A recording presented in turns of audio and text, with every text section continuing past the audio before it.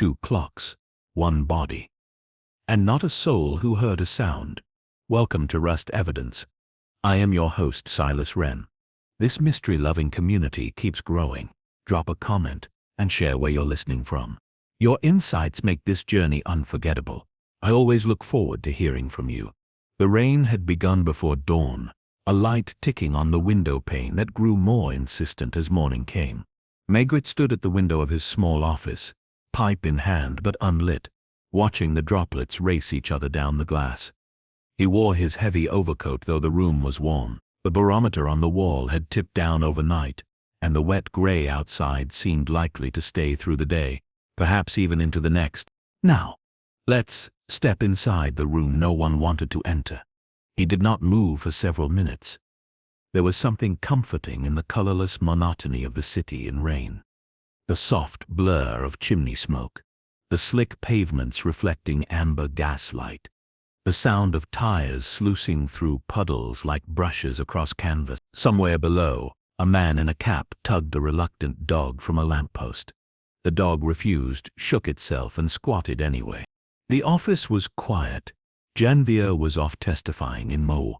Lucas had gone to visit a dentist.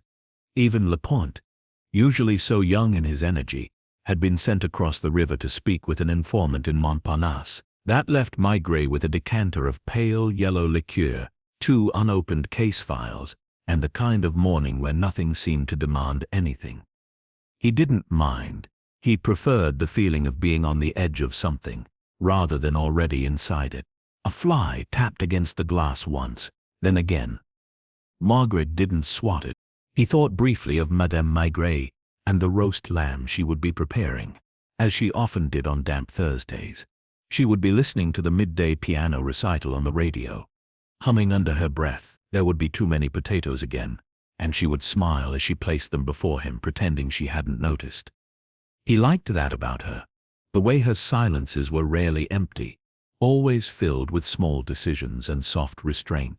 Maigret turned slowly, exhaling through his nostrils. He did not rush, merely walked to the desk and lifted the receiver with a quiet grunt of acknowledgement. On the other end, the voice of Inspector Lognon came through, thin, nasal, and immediately aggrieved. The phone rang. "There's a body in Rue Colincourt," he said. "A man, probably nothing." Maigret said nothing. "I was called because of the smell." But then there was something, well, something odd. There was a silence. "There are 2 clocks," Lognon said after a pause, as if reluctant to be heard speculating. "On opposite walls." Both stopped at the same time. Still, Maigret waited. Lognon added, "The windows were locked from the inside." Maigret rubbed the stem of his pipe with his thumb.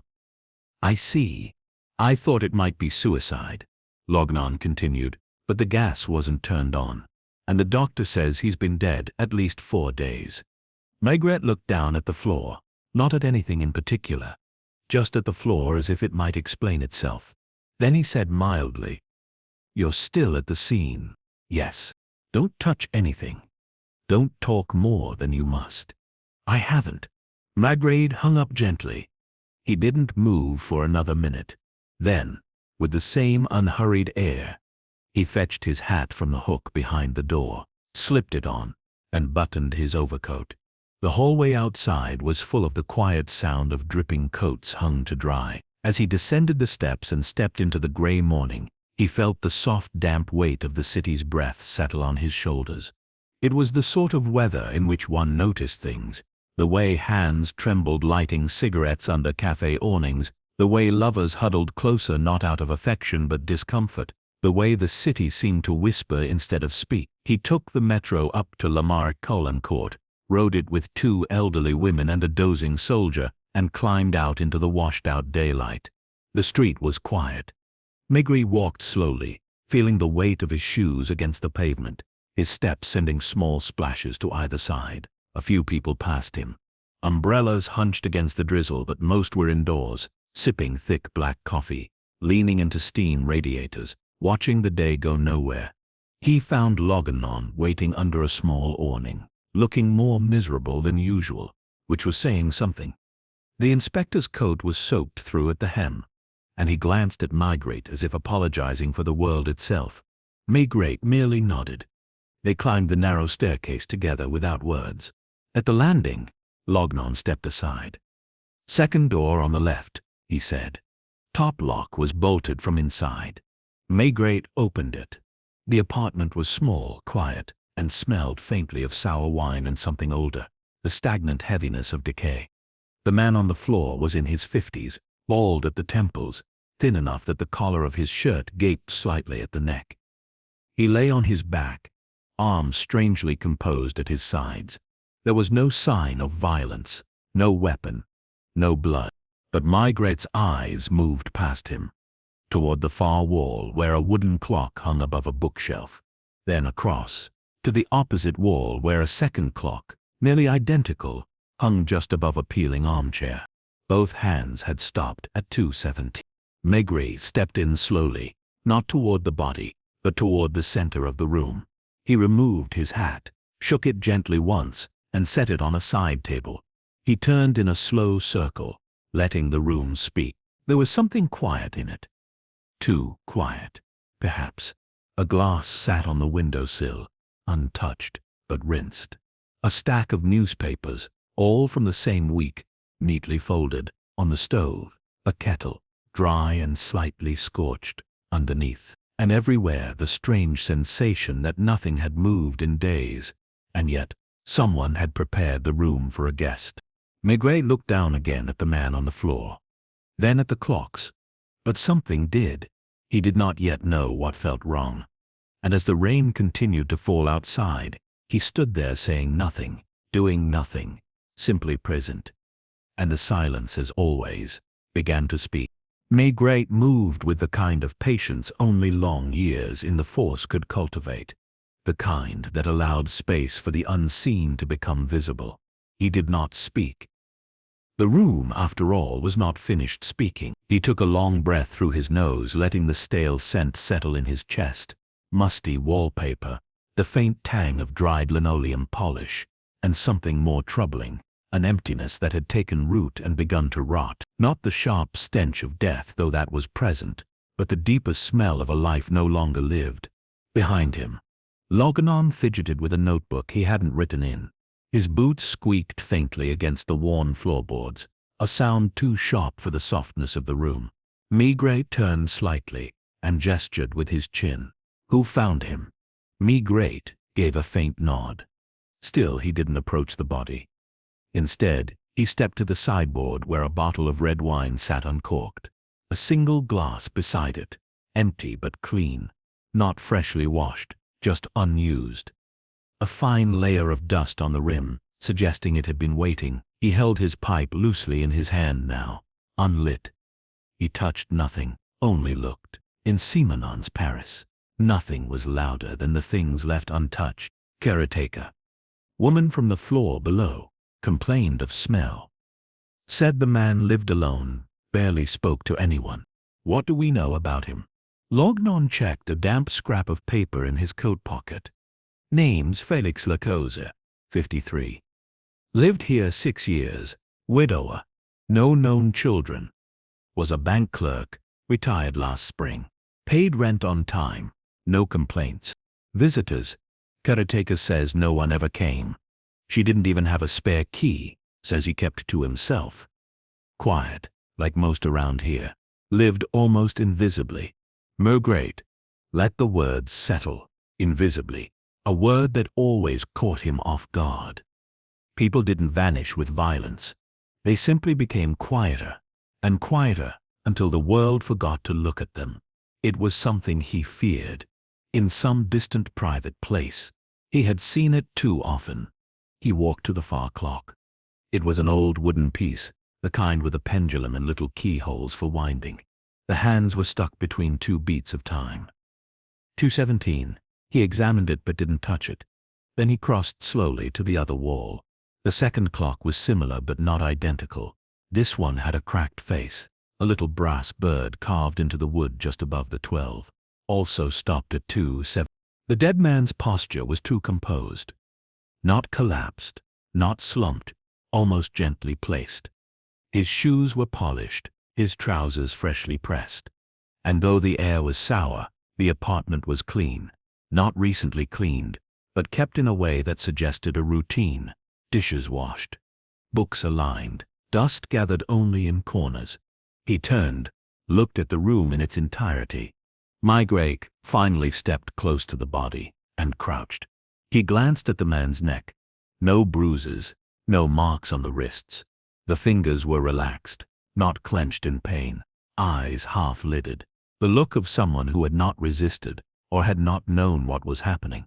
Maigret stood slowly. No calls came in. Today was Thursday. Behind him, Lognon said, "Doctor puts time of death somewhere between Sunday night and Monday morning." None. It was blank. He turned toward the small round table near the window.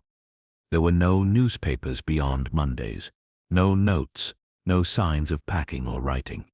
Just a single envelope, unsealed, resting beneath a paperweight.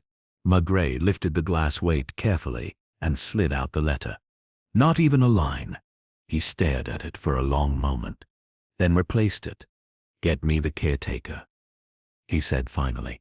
Lognon nodded and disappeared.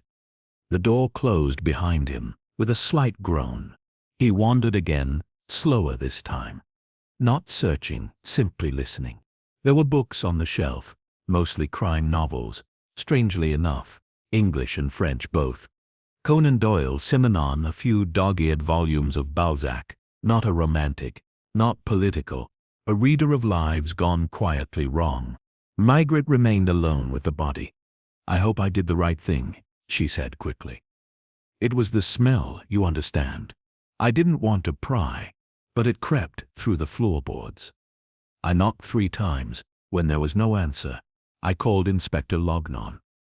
I don't hold with forcing locks." In the wardrobe were 2 suits, identical cuts in brown and gray, shirts folded precisely. No clutter, no photographs, not a single framed image in the entire apartment. When the caretaker arrived, she was a small, bristled woman in a wool cardigan too large for her. Her name was Madame Lacoste. She wiped her hands nervously on the edge of her skirt. "You said he had no visitors?" Maigret gestured for her to sit. She didn't. "None that I saw. Always quiet. Bought his food every Friday morning at the market. Came back with the same sack of potatoes, bread, a bit of cheese, sometimes wine. That's it. Never a fuss. Always polite. But strange." Maigret nodded slowly. "Did you ever hear voices? From inside?" "How?" "He had a rhythm. Never varied it. You could set your watch by him. Up at 7, lights out by 10. Read in the evening, same coat, same scarf. Never took holidays. I asked once if he was lonely, and he looked at me as if I'd spoken nonsense." She frowned. "Clocks?" She shook her head. "No, never. Not even a cough." "What about the clocks?" "There are 2. Facing each other." "Oh yes, he had those for years. Said he liked to be sure." "Of what?" "Time, I suppose." Maigret's gaze flicked toward the clocks. She blinked, then added, "Though last week I noticed one of them ticking louder than the other." "Which one?" "On Monday." She pointed without hesitation. "That one, the one above the bookshelf. I could hear it even on the landing. But then it stopped." She nodded. "Yes. The ticking stopped. That's when I first thought something wasn't right." 2 clocks, both stopped at the same time. He thanked her, asked her to wait downstairs in case more questions arose. After she left, Maigret stood very still. His breath was slow, the air heavy in his chest. He looked once more around the room, not for what was present, but for what had been erased, not broken. "Stop." A man dressed, pressed, almost prepared. A wine glass waiting but never poured, a blank page beneath a paperweight. No visitors, but something had shifted. A loud ticking heard through walls, then silence. The murder, if it was one, was not born of passion. There was no sign of struggle, no missing valuables, but something had been rehearsed. He sighed, deep and slow. Then he did something that made Lognon's returning footfalls pause. Maigret picked up the letter again, held it against the light. No watermark, no indentation, no hidden writing, just a sheet, and still it felt like a message. Maigret walked to the center of the room, between the two clocks, and stood absolutely still at that midpoint. Not looking at the corpse, not at the timepieces, but straight ahead, as if he could place himself in the mind of the man who had last stood there. And it occurred to him, what if the clocks were not meant to stop? The silence was total. What if they had been stopped? And what if the man who had stopped them had been waiting for something, or someone? But Maigret now felt it, like a faint hum behind his eyes. This wasn't a suicide. It wasn't quite a murder either. Not yet, not by any official sense. It was an arrangement. He did not say it aloud, and someone had helped him make it. Maigret stood for a long time in the center of that room, still flanked by the two clocks like sentinels resigned to silence. Rain tapped faintly against the window panes. He could feel the weight of the moment hanging around him, not in a theatrical sense, but in the way that rooms sometimes absorb what people won't say. The kind of room where one can almost hear a breath that wasn't taken, a word that was about to be spoken but wasn't. Behind him, Lognon cleared his throat. It was not the sound of someone trying to interrupt, but of someone waiting to be dismissed. Maigret didn't turn. He said someone else was here. Lognon. Not recently, before the clock stopped. Lognon gave a small grunt, unsure if he should respond. Maigret continued.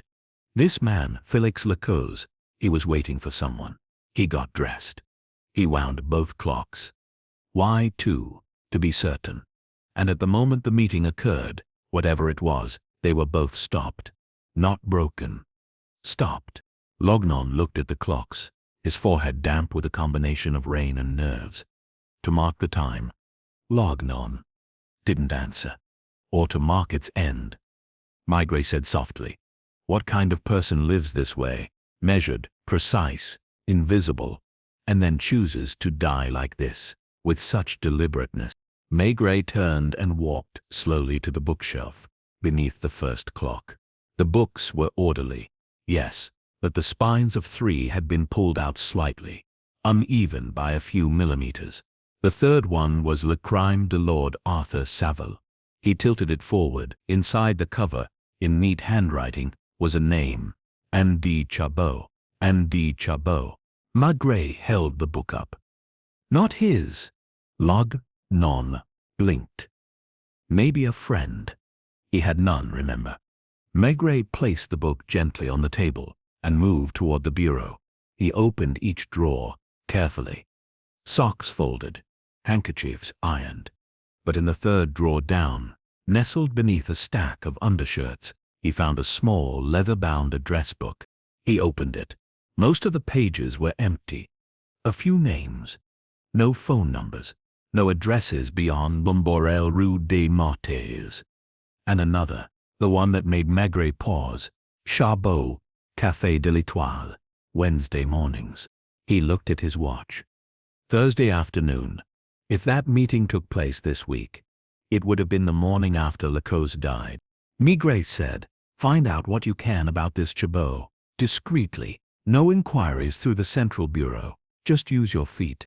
Lognon looked puzzled, but nodded. He left the room with obvious relief. Maigret stayed behind a moment longer, the address book still in his hand. He imagined the scene.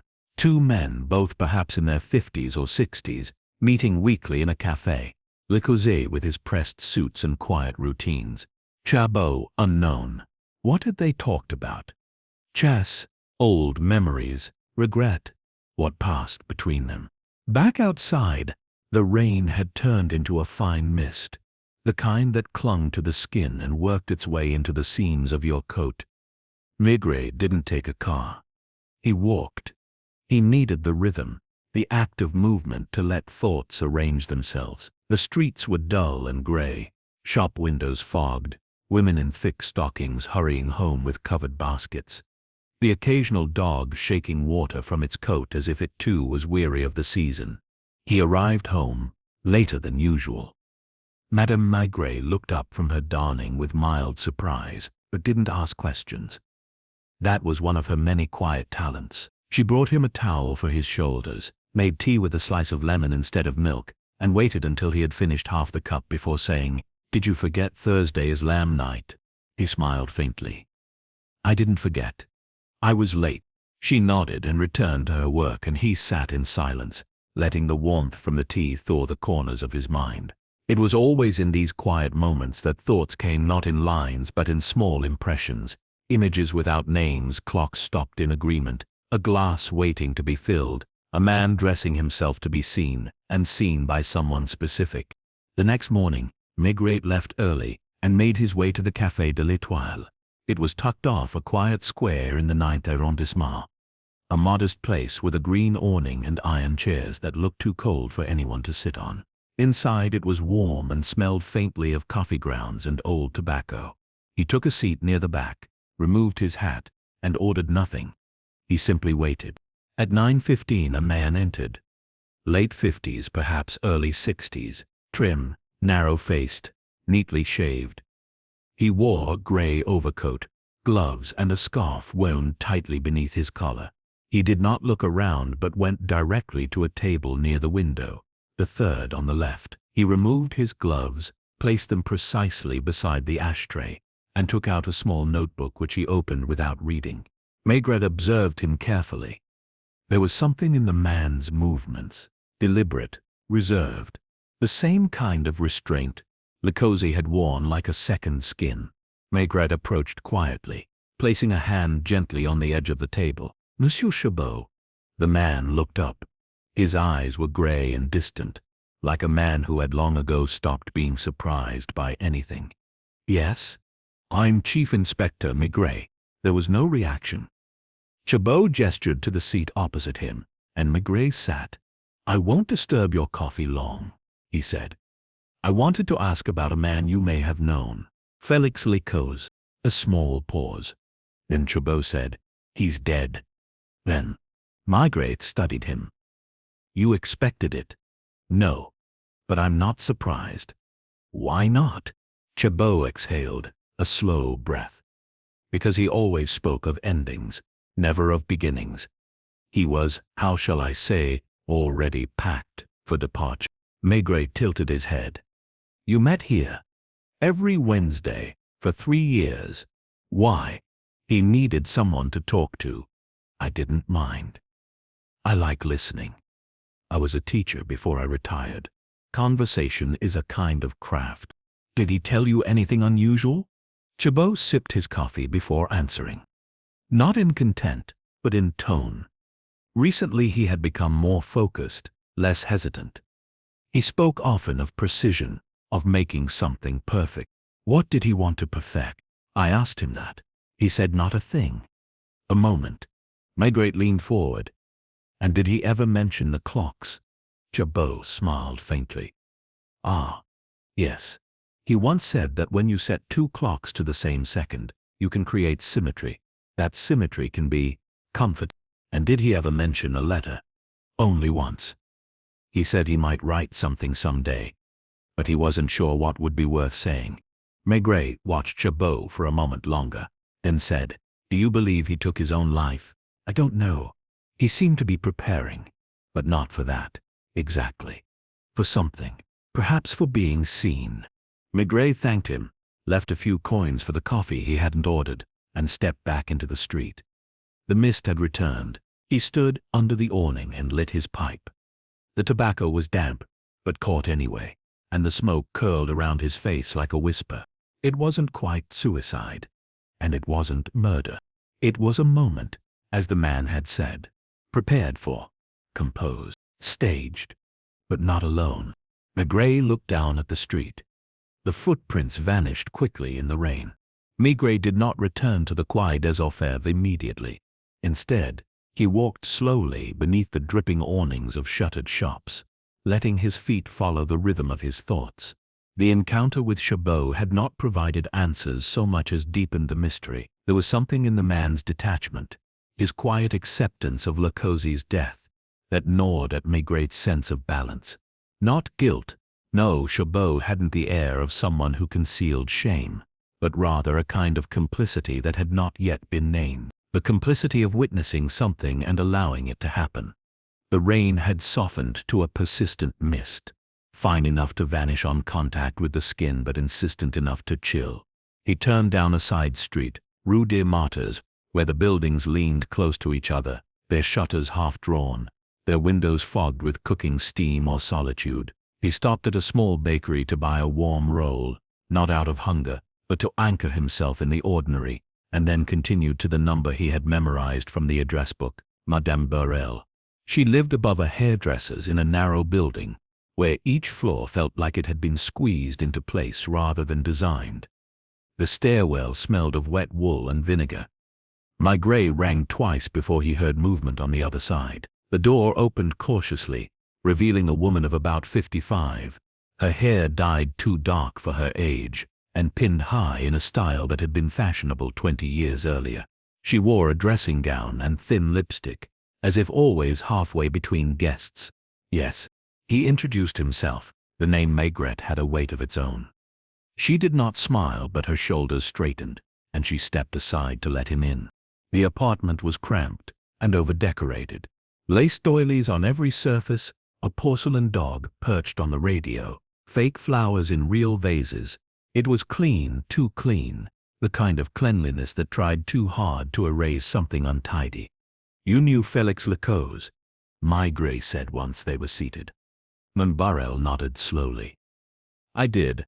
In what capacity?" She looked away. "Friendship. Sometimes tea. He was a man of few needs. More than friendship." A pause. "Once, perhaps. Briefly, but not in the last year." "Why did it end?" She gave a tired smile. "Because he stopped answering questions, and I need people who speak." Maigret lit his pipe. "Did he ever mention someone named Chabot?" Her eyes flicked up, then away. "Of course, every week like a church appointment." He admired him. Admired. He said Chabot listened better than anyone else, that he never interrupted, never judged. Was he afraid of him? No, but he deferred to him. You could feel it. Maigret let the silence stretch. She shifted slightly, as if resisting the urge to fill it. Was Felix unhappy? Burrell's expression changed. Subtly, a tightening around the eyes, a compression of the lips. No, not unhappy, but preoccupied. For months he'd been arranging something in his mind. Not a holiday, something more final. He never said it aloud, but I could feel it. He was rehearsing, Maigret said, half to himself. She nodded. Exactly, as if the days were dry runs for one particular day. Maigret stood. She did not offer to see him out, but she walked with him to the door. As he stepped into the hallway, she added, "He came here 3 days before he died. Sat in that chair and said nothing for 10 minutes. Then he kissed my hand and said, 'Now you won't wonder where I've gone.' That was all." Back on the street, the mist had thickened. The sky was a uniform slab of gray, pressing down on the rooftops. Maigret took a detour on foot, passing cafes just beginning to fill. Old men spreading cards across plastic tablecloths, steam rising from espresso cups, like breath in cold air. Something about Madame Burrell's words clung to him. "Now you won't wonder where I've gone." Not a farewell. A conclusion. He returned to the apartment on Rue Colincourt. It was still sealed, still empty. The clocks remained as he had left them, guardians of a secret time. He stood before the body again, and stared, not at the face, but at the distance between the two clocks. An even span. Almost symmetrical. He stepped between them and stood still. Then turned, and it occurred to him, not for the first time, that this had been designed for someone else's gaze. Not suicide, as escape, but as a tableau. And tableau required audiences.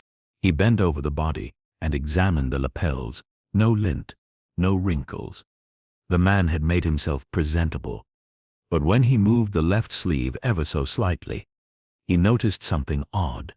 A faint crease on the inner cuff, as though a hand had gripped it. Not recently. There were no bruises, no pressure marks, but someone had steadied him, helped him down, or held him up. He stepped back and looked at the table again. The wine bottle, the unused glass. It wasn't there to be poured. It was a symbol, an offering that was never accepted. The door creaked behind him. He turned.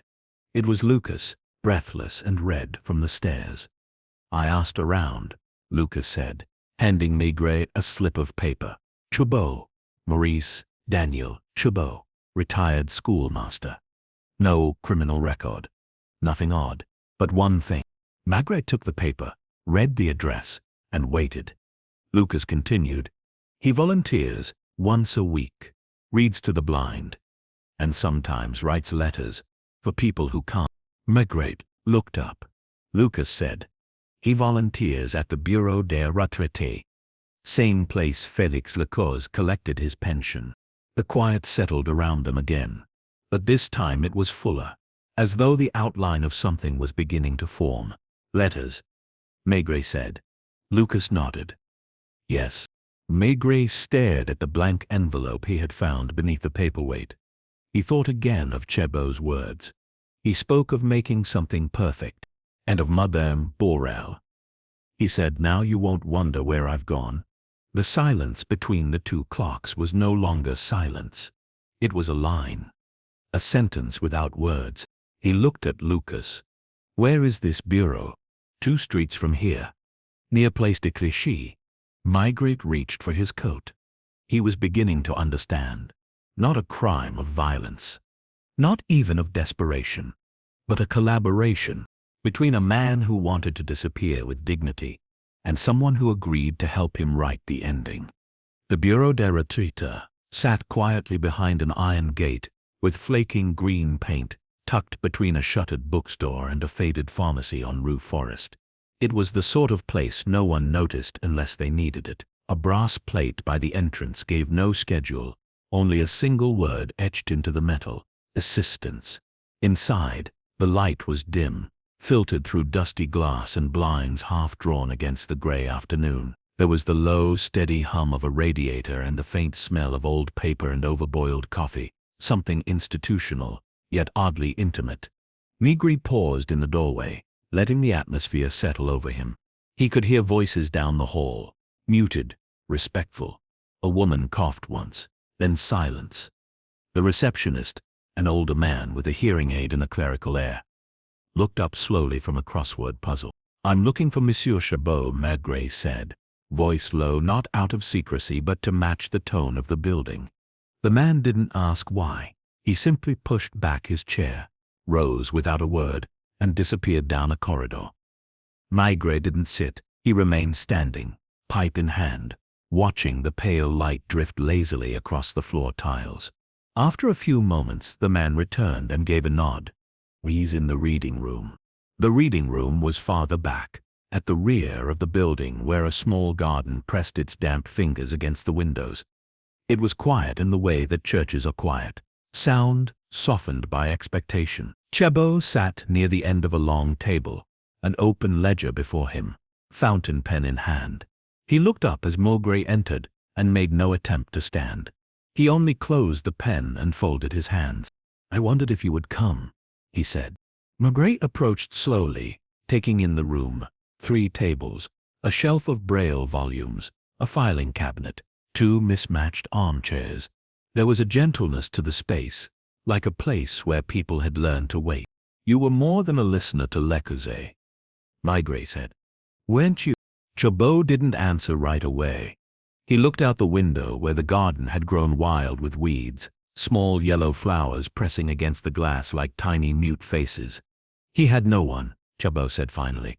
"No family, no friends, only habits and memory. I think he carried most of his life in silence. Words made things too sharp for him." Maigret sat opposite him. He didn't take out a note. "You helped him," he said.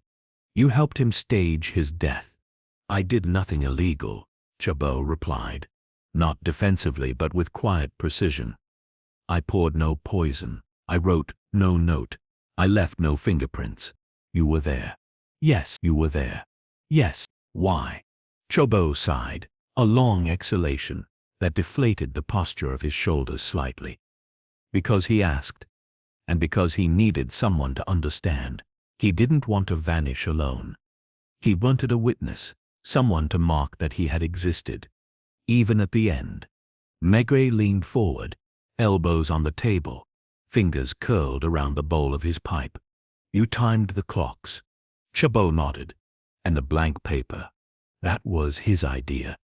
He said he had nothing left to say, and he wanted to leave that honestly. A sheet of silence. He said words could only diminish what he felt. Maigret let the quiet settle again. In truth, he was not sure what law had been broken, if any. Le Creuset had not been poisoned, not smothered or struck. The autopsy had found no foul play. The cause of death was listed as heart failure, brought on perhaps by self-administered sedatives, but even that had not been conclusive. What was conclusive was the scene itself, symmetrical, deliberate, unmistakably planned. You helped him down, Maigret said. Yes. He was trembling. He didn't want to fall. He said, help me look calm. Maigret looked at the man across from him, his thin hands, the calm in his eyes, the steady voice. Not a conspirator, not an accomplice, a companion to a quiet ending. You understand the position this puts you in, Maigret said. I do. I should write a report. Chabot gave the faintest of shrugs. Then write it. But I don't know what to write. That is your burden. Mine was to keep a promise. They sat for a moment in silence. Rain ticked against the window, soft and slow. Somewhere in the corridor, a door clicked shut. The building seemed to breathe around them, holding its own kind of secrets. You weren't friends in the usual sense, Maigret said. No. But we were familiar strangers. He chose me, and I accepted. Maigret stood, not abruptly. He placed his hat on his head and looked once more around the room, not for clues but for confirmation of something he couldn't name. As he turned to leave, Chabot said, Inspector. He was not sad, not in the end, just ready. Outside, the air had cooled further. The clouds hung lower now, and the smell of damp brick rose from the street. Maigret walked slowly, not toward the station but in the opposite direction, into the part of the arrondissement where the pavements were uneven, and the storefronts faded into homes without signs. His mind was not racing, it was arranging. The man had wanted a perfect moment. 2 clocks, 1 glass, a letter with no words, and someone to see it. It was not a cry for help. It was not even a protest. It was a final sentence, spoken through gestures, through silence, through the precise symmetry of his own absence. Back at the Quai des Orfèvres, Maigret wrote the report. He included the facts, the body, the clocks, the lack of violence, the statements from Madame Borel, the timing of events. He included Chabot's name, his occupation, his account, but he did not recommend charges. He did not use the word assisted. He wrote instead, Subject Le Creuset appears to have orchestrated his own death with deliberate care. Evidence suggests he desired not to escape life, but to end it on terms of his own making. One witness was present by consent. He finished the report, closed the file, and set it in the cabinet. Outside, the rain had begun again. Maigret opened his window slightly.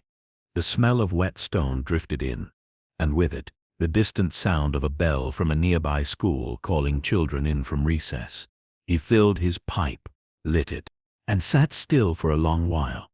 The smoke from Maigret's pipe drifted in soft spirals toward the cracked window pane, catching the pale gray light of late afternoon. He watched it rise and thin out, like a thought too faint to catch. The report sat in his drawer now, completed but not yet filed officially. The wording had been deliberate, neutral, reserved, careful not to accuse and yet not to absolve. There was a tension in it, a quiet uncertainty, Maigret couldn't resolve even with all the facts aligned before him, and yet something still tugged. It wasn't dissatisfaction. He had accepted long ago that not every case ended with a bang or a confession. This wasn't a murder in the classic sense. Lecozy had prepared his death with the same meticulousness he had applied to his living. The absence of drama was the drama. The only irregularity had been the presence of Chabot, a man whose complicity Maigret believed had been emotional, not criminal. Still, something lingered, not in the evidence but in the atmosphere, an unspoken thing. He knocked his pipe against the ashtray, stood, and reached for his coat. Lucas looked up from his desk as Maigret passed. "Another visit?"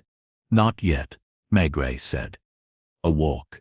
He left the building without further explanation, and turned toward Rue Caulaincourt once more, his steps unhurried. The streets glistened from the rain, and the air had taken on that early evening hush particular to Paris in the in-between hours. After the school children have gone home, before the restaurants fill with late diners, he passed a grocer stacking crates inside, a couple in matching scarves stepping carefully around a puddle, a cyclist slowing to avoid a cat darting from under a parked car. He wasn't headed back to the apartment itself. He had no interest in standing in that staged symmetry again. Instead, he paused in front of the building and looked up, scanning the windows. One remained cracked open, just a sliver, just enough for someone to listen, or for air to slip in, or out. He turned and walked around the block. There was a narrow alley between the buildings, likely used for trash collection or the occasional repair. Maigret stepped in without hesitation. The walls were close together, and damp plaster clung to his shoulders. A single iron staircase descended from the second floor, probably for maintenance access, and at the bottom, a side entrance, half-rotted and ajar. He pushed it gently. It creaked open without resistance. Inside, the hallway was dim, heavy with the scent of boiled cabbage and floor polish. He climbed slowly, avoiding the center of the steps where they creaked. He wasn't sneaking, not exactly, but he didn't wish to announce himself. On the third floor, opposite Lecozy's apartment, a thin light showed under a door. Madame Lecoste, the caretaker. He knocked gently. She answered almost at once, her eyes narrowing with familiarity. "Inspector, I hope I'm not disturbing you." She stepped aside. "You're never disturbing, Monsieur Maigret. You bring the quiet with you." He gave a faint smile and stepped inside. The caretaker's apartment was modest but full of life. An armchair with worn cushions, a wall of family photographs, the smell of something stewing gently on the stove. A cat stretched lazily beneath the radiator, not bothering to move. "Have you remembered something?" he asked. She looked puzzled. "No, but I've thought about him. Since you came." "We all have." Maigret sat, folded his hands on his knees. Was there ever anyone else? Someone he didn't acknowledge but who visited anyway? She hesitated. "That woman from 2 floors up," she said slowly. "Mademoiselle Renée. Young, quiet. Lived alone. I'd see her glance at him in the stairwell, and he always tipped his hat. Nothing improper, but once, I think she left something outside his door." "What?" "I don't know. A package maybe, small, brown paper. When I came back later, it was gone." Maigret leaned forward. "When was this?" "A month ago. Just before the clocks changed. But she's moved since. Left just last week. Took the morning train, I heard." He stood. "Do you have her full name?" "Clarice Ronet." He thanked her. Left quietly. Back at the Quai des Orfèvres, Maigret asked Janvier, who had returned that afternoon, to check train station departure records and the municipal registry. An hour later, Janvier returned with the file in hand. "She left last Friday, bought a ticket to Dijon, and a record. Clean. Works as a typist. Quiet life. No priors, no complaints from neighbors. Only note her rent had been paid 3 months in advance by bank transfer. Anonymously." Maigret tapped his fingers on the desk. "Which bank?" Banque Nationale. We've put in a request. But Maigret already knew. He had seen Lacause's bank book. The amounts were small, careful, a pensioner's habits. But one payment, larger than the others, had been marked with a vague note. Transfer, December. Track her down, Maigret said. Not for arrest, just to speak. By late evening, a call came in from the Dijon station police. Mademoiselle Renée had been located, staying with a cousin. She had agreed to speak. Maigret gave instruction for a phone to be made available. The call came through just after 9. Her voice was clear but reserved, like someone who knew there was no point in pretending. He introduced himself. You knew Félix Lacause, he said. Yes. How? I lived near him. I saw him often. He helped me once with a burst pipe.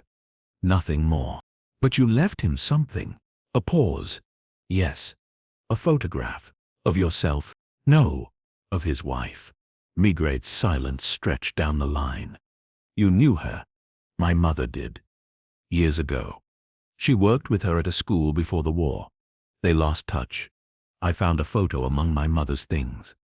Lacause's wife in a park, smiling. I recognized him later by accident. In the building. I thought it might matter. Maigret closed his eyes. And did it. I left it with a note. I never saw him again. But a week later, I found an envelope outside my door, with money. Enough for the train for the first few months. Maigret's voice was low. What did the note say? It only said, I see you, thank you. He thanked her. The line clicked. He sat back. And now, the shape of it was full. A man, preparing his end. A witness to stage it. A woman who returned a fragment of the past. And a farewell. Silent, symmetrical, private. No crime. Only the choreography of memory. Maigret exhaled and reached for the report. He added one line at the bottom. The clocks were not stopped to hide the time of death. They were stopped to preserve it. Maigret closed the report slowly, his hand resting a moment longer on the paper, as if to weigh not just the document, but the life it described. Outside, the street lamps were already glowing, their amber haze drifting down across slick rooftops and narrow gutters. Somewhere nearby, a cafe shutter clanged shut, and the faint echo of a violin carried through an open window from a radio above. The day had settled into its nighttime rhythm, yet Maigret remained at his desk, unmoving, unwilling to call the case finished, even as the facts had found their place like cards in a patient's hand. It was not doubt that held him. It was something quieter, a residue of presence. The story had no antagonist, no villain to confront, only people ordinary, cautious, worn by time. And yet Maigret felt that something essential had hovered just out of reach, an unspoken understanding that refused to rise fully into language. Perhaps it had always been that way with deaths like Lacause's, silent, deliberate, barely leaving a ripple on the surface of the city. He rose at last and reached for his coat, though not with the same heaviness as before. This time it was not for a destination, but for motion itself. Sometimes the walking helped. The slow press of feet against the wet pavement, the cold breath in the lungs, the simplicity of step following step. He moved through the sleeping streets of the 9th arrondissement, past shuttered bookstores and boulangeries with their iron grills drawn, past a newsstand already restocked for morning, the headlines unread under plastic film. When he reached Rue Colincourt, he paused again beneath the balcony of Lacause's flat. The open window had finally been closed. Behind it, the room would be quiet now, stripped of its purpose. The body had been removed. The clocks, likely collected as evidence, would tick no more, and yet something lingered. Maigret felt it not in his senses, but beneath them, a vibration in the air. The trace of something constructed, not spontaneous. He turned his head slightly, listening not for sound, but for shape. Down the street, a light still glowed from Madame Lacauste's window, but it wasn't there. He turned. Instead, he crossed the road and entered the building next door, a mirror image of Lacause's. but older, more neglected, the hallway steeped in a faint mildew and oil paint. He climbed to the first floor and knocked on the door to the flat that shared a back wall with Lacoz's apartment. There was no answer at first, then a slow shuffle of feet, and the door opened to reveal an elderly man with rheumy eyes and a stained cardigan, blinking in the low light like someone roused from deep thought. Yes, Maigret introduced himself. The name carried its usual quiet weight. The man nodded, stepped aside, and let him in. The apartment smelled of pipe smoke and boiled eggs, a faint trace of liniment hanging in the corners. A chessboard sat half-finished on the table, the black bishop missing. The man gestured Maigret to sit, then did the same, easing himself into a threadbare armchair. "I'm sorry to trouble you so late," Maigret began, "but I wanted to ask, did you ever hear your neighbor, Felix Lacoze?" The man's brows drew together. Now and then, mostly footsteps. He walked like someone measuring the floor, slow, always the same pace. "Did you ever hear voices? Visitors?" "No," the man said, after a moment's thought. "Only once. A month ago, maybe more. I remember, because it was the first voice I'd ever heard through the wall. A man, not loud, but clear, calm. Could you make out what was said? Not the words, but it was steady, like someone reading aloud." Maigret paused. Not arguing. No. It sounded like something being recited. A recitation. A script. Maigret nodded. And since then, nothing, only silence. And then the smell. The man didn't ask what had happened. He already knew, as most in the building likely did. Maigret thanked him and left, descending the stairs slowly, the pieces shifting further in his mind. Outside again, the city had darkened completely, the windows becoming square reflections of golden light in a sea of black. He lit his pipe as he walked, the cold air wrapping around the smoke, twisting it back toward his face. The next morning he rose early. Madame Maigret was surprised to find him already dressed, coat buttoned, hat in hand. "You're not going to the office?" Later. She didn't press. She made coffee and placed a small tartine beside his cup, then returned to her mending. He drank it standing, the warmth working its way slowly into his chest, then kissed her cheek and left. At the Bibliothèque Historique, he spent most of the morning scanning archival records. He requested employment files from Lacoz's former bank. Nothing suspicious. Evaluations marked him as diligent, reserved, punctual. He had served for 31 years and retired with modest ceremony. No disciplinary action, no warnings, a perfect record. But in the pension office's ledger, buried between routine transfers and correspondence, Maigret found something small, merely insignificant, a form dated the previous year, signed by Lacoze, requesting his pension payments be split 2/3 to himself, 1/3 to a secondary account under the name Daniel Maurice Chabot.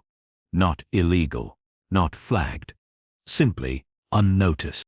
When Maigret stepped outside again, the air had warmed slightly, and the morning fog was retreating toward the rooftops. He stopped at a small cafe and ordered a coffee he didn't touch. The waitress gave him a glance, then left him alone. He stared at the rim of the cup for a long while. There was no blackmail, no theft, no coercion. The arrangement had been made willingly, but not just for a moment of death. It had been built carefully, over time. Visits, conversations, transfers, the slow drawing of a line that neither man crossed until the final day. Maigret walked again, not toward the station, but to the Café de l'Étoile. It was quiet at this hour. The chairs were being wiped, the tables reset. He took the same seat he had once watched Chabot from, the same third table by the window. He sat there a long time, and in his mind, he reconstructed it. Wednesdays, always Wednesdays. Lacoze walking in precisely at 9:15. Chabot already seated, notebook open. They wouldn't talk at first. They'd order. Then, when the second hand passed 12, Lacoze would speak, and Chabot would listen. Perhaps he offered questions, perhaps none. The content wasn't important. What mattered was the presence. the agreement. And the final gift, not help in dying, but dignity in how it was done. Not a partner in death, but a co-author. Maigret stood, left coins on the table, walked out into the light rain that had returned without warning. He would return to the office now. He would close the file. No further action required. He had seen what he needed to see, but as he walked, he carried with him an image, not of a corpse between two clocks, but of a man laying down the last page of his life beside someone who agreed not to turn it, but simply to be there when it stopped turning. The rain grew heavier as Maigret reached the Quai des Orfèvres, the fine mist thickening into a steady drizzle that blurred outlines and turned the pavement slick. He did not shake it from his shoulders as he entered. The damp clung to him like a second coat, but he welcomed it, let it settle into the folds of his wool. It suited the mood of the case, if it could still be called that, less a puzzle than a long-drawn breath finally let go, Maigret hung his coat, placed his soaked hat on the radiator, and eased into his chair. He sat for a moment, not reaching for his pipe or even looking at the mountain of minor cases awaiting him. Instead, he stared at the corner of his desk, where the closed file on Félix Lecoz rested, its edges already slightly curled. Nothing had been added since the last entry. Nothing needed to. He opened the drawer instead, retrieved the report, and flipped it to the final page. There, in his own handwriting, was the line he had added only yesterday. The clocks were not stopped to hide the time of death. They were stopped to preserve it. He stared at the sentence for a long while, then underlined it once firmly. There would be no further notes, no charges, no statements. But still, something troubled him. It was not about the legality, or even the morality. He had seen worse things done for smaller reasons. What lingered was the feeling of orchestration, not just the final act, but the entire lead-up, from the wine glass that had never been filled, to the pension redirected without explanation. It was a performance, yes, a clean one, but performances usually sought an audience, even if only one, and while Chabot had been present for the end, Maigret kept asking himself, was he the intended audience, or merely the final one? There had been a letter, a blank one. The obvious assumption was symbolic silence, but silence could be a veil. There had also been the photograph Clarisse Ronet had returned to Lecoz, a photograph of a woman long gone, a life before solitude. Had it stirred something deeper? Had Lecoz, in orchestrating his death, also tried to complete something? A letter to the past, perhaps? Or a message never sent? Janvier? The young inspector picked up on the second ring. I need you to check one more thing. Discreetly. Yes, Chief. I want you to look into the death of Jean Lecoz, Félix's wife. It would have been years ago. Find out where she died. And if she was buried. There was a pause. You think?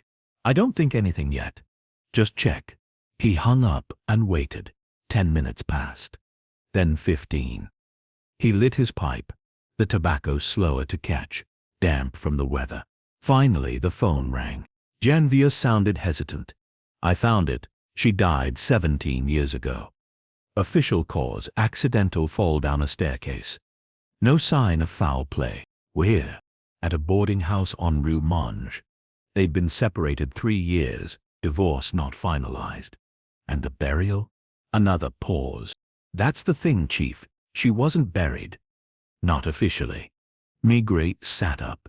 What do you mean? There's no cemetery record. No municipal registration of interment. Nothing at all after the death certificate. I even called the hospital where the autopsy was filed. She was claimed, signed out by the husband. Then nothing. Maigret's fingers tightened around the pipe. Thank you, Janvier. He hung up and leaned back, staring now not at the file but at the ceiling, where a crack spidered above the light fixture like a frozen branch. The silence he'd accepted as conclusion was fraying. A missing burial was not nothing. It was absence, not of the ordinary kind, but deliberate. Someone had erased her final resting place. He stood again and went to the archives, the old paper ones in the basement that predated digital filing. Dust and mold greeted him, like familiar ghosts. He found the L section, traced down until he found the thin folder marked Lecaus's gene. Inside were the scanned documents from 17 years prior. Cause of death. Witness report. The statement from a Manano Nold, the boarding house proprietor, claiming Jean had fallen during the night after a quarrel with another tenant. No sign of alcohol. No bruising inconsistent with the fall. Case closed. But the autopsy conducted at St. Antoine had included one small note Maigret hadn't seen referenced elsewhere. Subject's left wrist shows signs of recent grip trauma.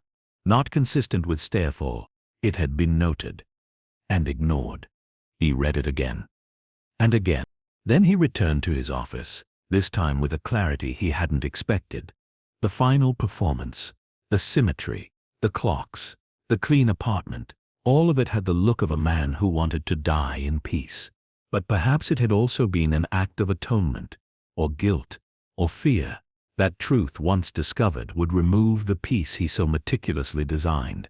If Jean's death had not been an accident, and if Lecaus had played some part, however small, then the years of solitude, the quiet kindnesses, the devotion to routine, they took on a different light. Not merely the habits of an introvert, but the rituals of a penitent. Perhaps he had wanted someone like Chabot to be there not only to witness his end, but to ensure it was gentle, forgiving, framed as an act of order. Maigret stared again at the file, at the name on the cover. He did not reopen an investigation into Jean Lecaus's death. It was far too late for that. The body had long since vanished, the traces gone. He would not pursue Chabot any further, nor Ronet. The narrative had closed, cleanly and without harm to another soul. But he took a fresh sheet of paper and wrote a final note, one not to be filed but left in the folder. It is possible that Félix Lecaus's final act was not only an attempt to author his end, but to escape the echo of another he may have authored long ago. His death was orderly, but his silence in the end may have contained more than sorrow. He placed the sheet atop the file, closed it, and this time, for the first and final time, he placed it into the cabinet. Outside, the rain was still falling. But Paris, as always, went on. The following morning brought no sun, only a sullen smear of gray across the Paris sky. The rain had relented, but its residue remained, dripping from eaves, clinging to bicycles chained to wrought iron railings, gathering in the seams of cobblestones. At the Quai des Orfèvres, the day began as they often did, clerks murmuring over folders, typewriters resuming their steady staccato, inspectors passing notes beneath sighs and steam from chipped mugs of overboiled coffee. Maigret arrived just after 8, earlier than usual, his step unhurried but with something steadier in it. He carried no file, no casebook, just his coat, still damp at the hem, and his pipe, which he had yet to light. He hung his hat on the familiar hook behind the door and stood for a long moment at the window, looking out at the river. The Seine moved slowly beneath the Pont Saint-Michel, a dull mirror to the clouds. He watched as a barge moved eastward, sluggish, loaded with sand or coal, and behind it, a pair of gulls circled low before vanishing toward the islands. Lucas knocked once before entering. He was holding a paper, his fingers curled tight around the edges. "We got a letter," he said. "Well, more a note came in this morning. No return address." Maigret turned and took it from him without a word. The envelope was plain, unsealed. The handwriting on the outside, small and slightly crooked, read simply, "To Chief Inspector Maigret, person." Inside was a single sheet, typed, no signature. "I was not present when she died. I told him to stay calm. I told him the past could remain buried if the ending was clean. He believed that. Perhaps I did too. He left me everything but the truth. I think he wanted it that way. You asked the right questions. You always do. I suppose we were all just witnesses, one way or another." Maigret read it twice, then once more. The wording was careful, just like the man who had listened without judgment every Wednesday morning. There was no admission, no lie, just the quiet thrum of implication. A note not meant to provoke, but to complete the arc that had begun with the man lying between two stopped clocks. He passed the paper back to Lucas, who read it, frowned, then handed it again to Margaret. "What do you want to do with it?" Margaret folded it once, then twice, and placed it in the Lecozy file, the file he had closed the night before. Lucas hesitated. "You believe him?" "I believe he knew what kind of man Lecozy was," Margaret replied, "and what kind of man he wished to be, at the end." Lucas shifted. "You think he killed her?" "I think she died in a way no one wanted to look at too closely," Margaret said, "and I think Lecozy spent 17 years trying not to remember it." The younger man nodded, slowly, and stepped out, leaving Margaret alone again in the dim office, where the pipe smoke from the previous evening still lingered faintly in the air. He finally struck a match and lit his pipe, more for ritual than for need. The first puff warmed the inside of his mouth, earthy and bitter. He thought about Chabot, about his voice in that last conversation. Measured, respectful, absent of regret, but not entirely of sorrow. A man who had been asked to bear something for another, and who had done so, perhaps too willingly, or perhaps simply out of a kind of sympathy that did not ask questions until it was too late. It was not praise, it was acknowledgement, a statement of inevitability, that in a city of endless movement, of faces and stories flickering past each other like ghosts, someone would eventually pause long enough to hear what had been left unsaid. He stayed in the office most of the morning, answering minor inquiries, signing off on reports that required no judgment, only initials. But in the quiet moments between distractions, his mind drifted back, always back, to the invisible life Lecozy had built. The neat trousers, the wine glass, the polished shoes, not eccentricities, not compulsions, but tiny repairs against chaos. Each one a word in the language of control. Each one an attempt to hold back a tide of memory. By midday, Madame Maigret rang the office. Lucas answered, then passed the phone to him. "Lunch is ready," she said. "Unless you've forgotten again." "I haven't," he replied. "I'm leaving now." She didn't ask about the case. She never did. But there was warmth in her voice, a kind of gentle finality, as if she knew when something had closed, even if he hadn't said so aloud. He walked home slowly, through streets just beginning to dry.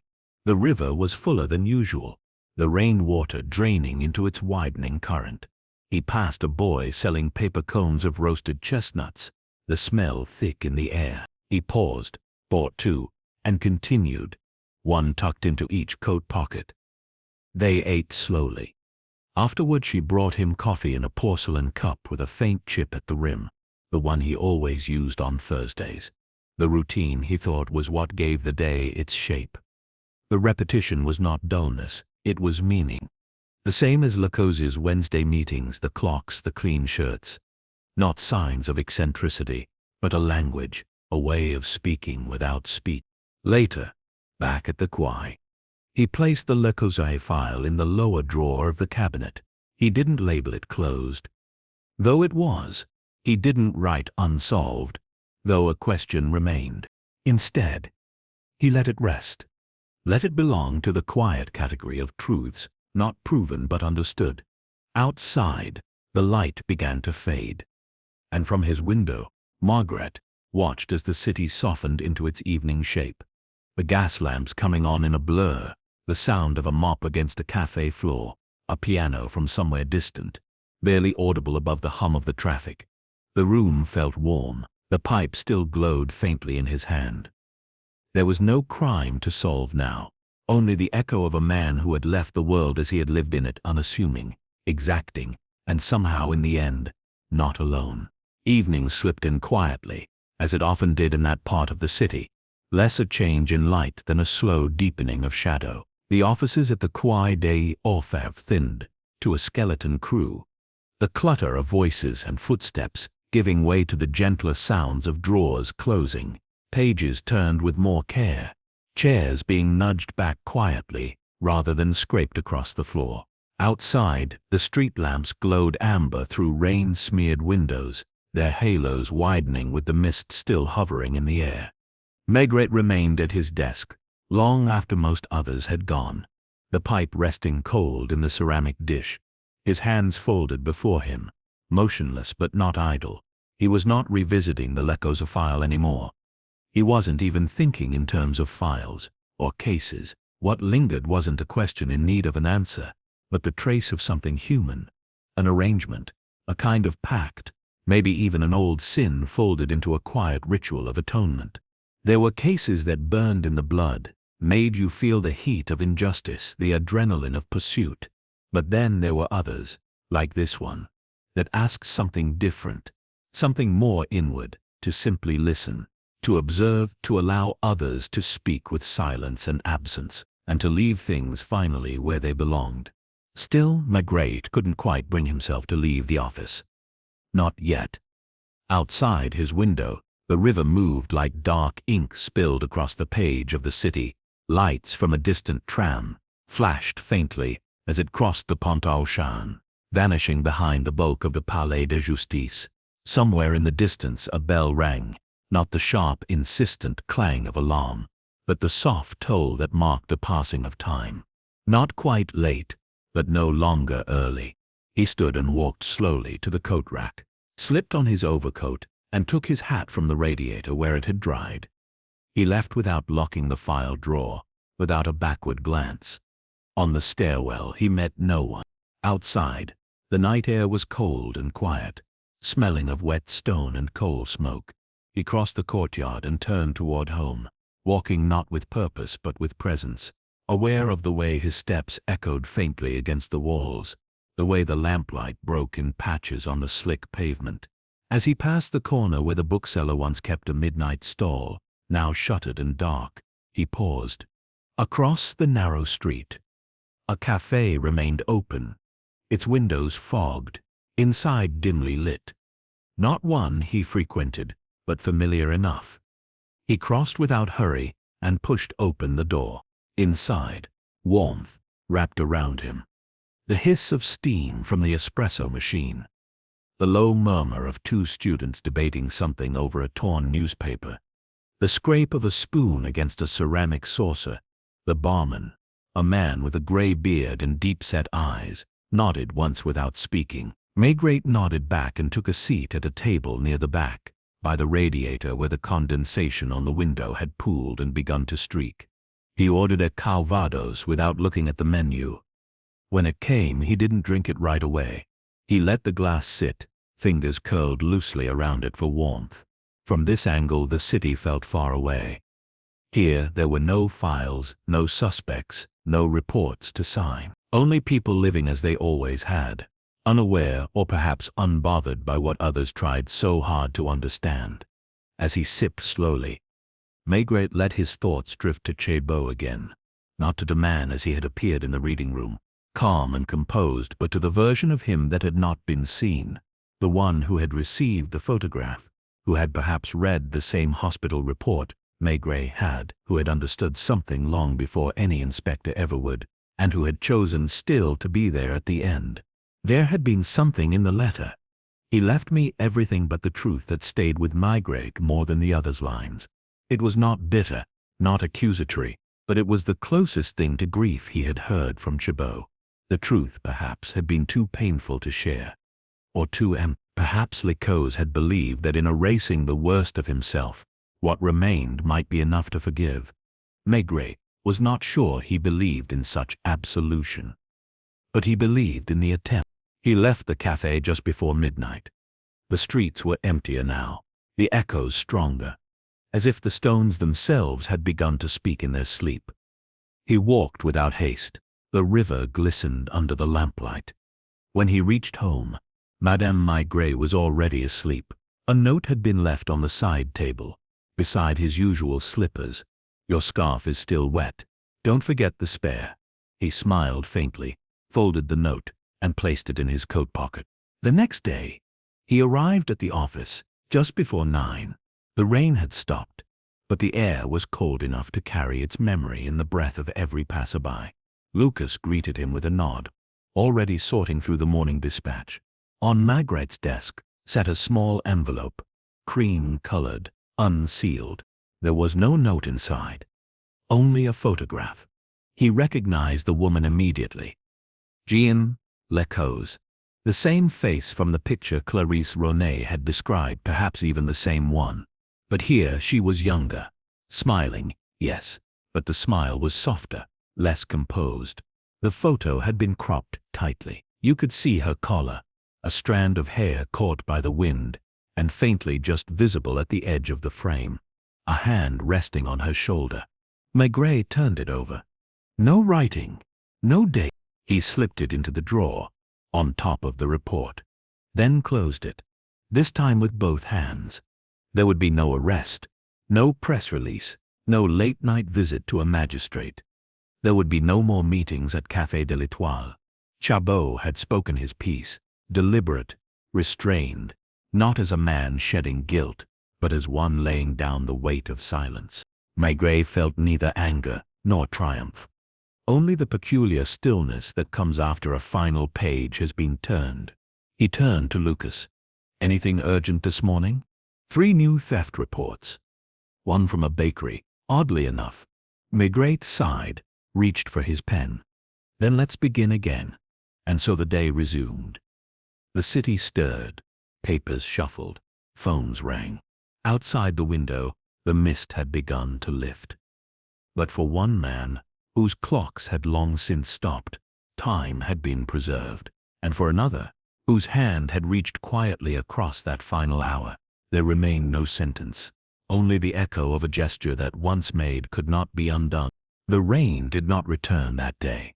Instead, the sky stretched pale and cold over Paris, and the city moved with the unhurried precision of people returning to their routines. Spring was still weeks away, but there was a gentleness to the light that hinted at it, a softening at the edges of the wind, a brightness in puddles that had begun to dry. Maigret sat in his office with the window open a few inches, letting in the scent of stone and river. The Lecause file remained in his bottom drawer, untouched since the photograph had arrived. He had not shown it to anyone else. He would not. It had not come for the archives. It had come for him. There was nothing left to investigate. That much was clear. The report was complete. The statements had been taken, the clocks examined, the truths, such as they were drawn into daylight.